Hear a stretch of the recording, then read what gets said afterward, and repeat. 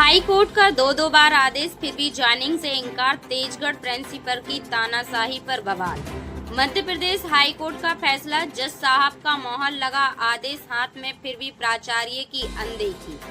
दमोह जिले के तेजगढ़ से सामने आई इस खबर को सुनकर आपके रोंगटे खड़े हो जाएंगे।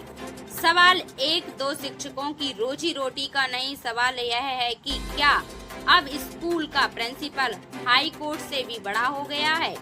पूरा मामला समझिए। तेजगढ़ हाई सेकेंडरी स्कूल के प्रिंसिपल अनारत सह ने हिंदी विषय के शिक्षक अशोक कुमार कुर्मी और राजनीति विज्ञान के शिक्षक कमलेश कुमार अहरवार को निकालकर अपनी मन मर्जी से नई भर्तियां कर दी।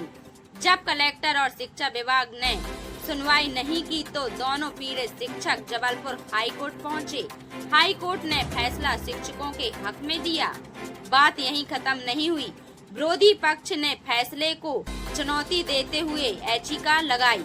जज टीशम विशाल धागत की बेंच में दोबारा सुनवाई हुई। हाई कोर्ट ने सरकारी सर्कुलर का हवाला देते हुए विरोधी याचिका को खारिज कर दिया।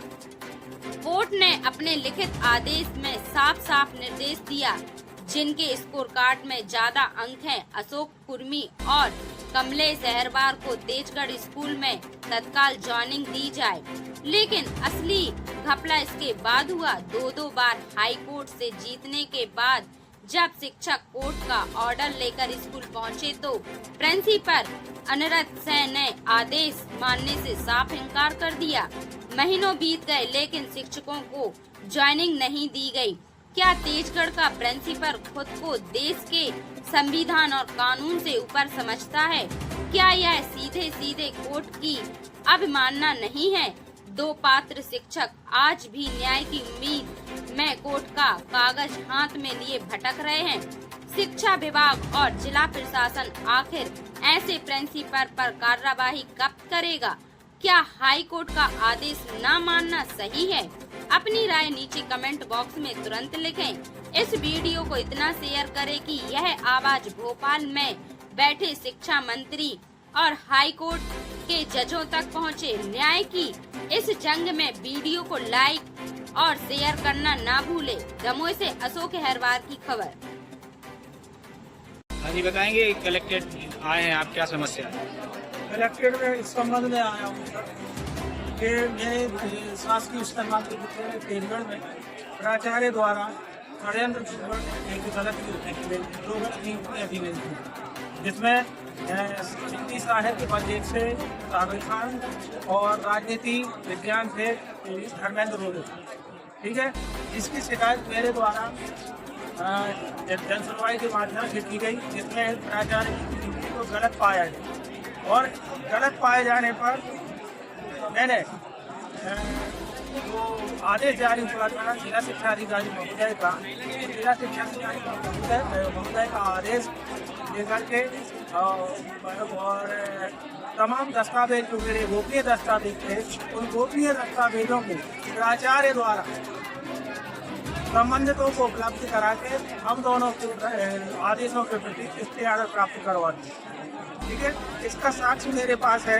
सबसे पहले भी ये दिनांक 17/8/24 को जब प्राचार्य द्वारा अस्पताल में चिकित्सा अवकाश पर रहते हुए नियुक्ति की गई, इसी दिन मैंने प्राचार्य संस्था में आवेदन दिया था, जिसमें धर्मेंद्र रोहित का भी नाम है, आवेदन दिया था जिसमें धर्मेंद्र रोहित का भी नाम है कि आज हमारी नियुक्ति की जाए। लेकिन संस्था में उपलब्ध न होने के कारण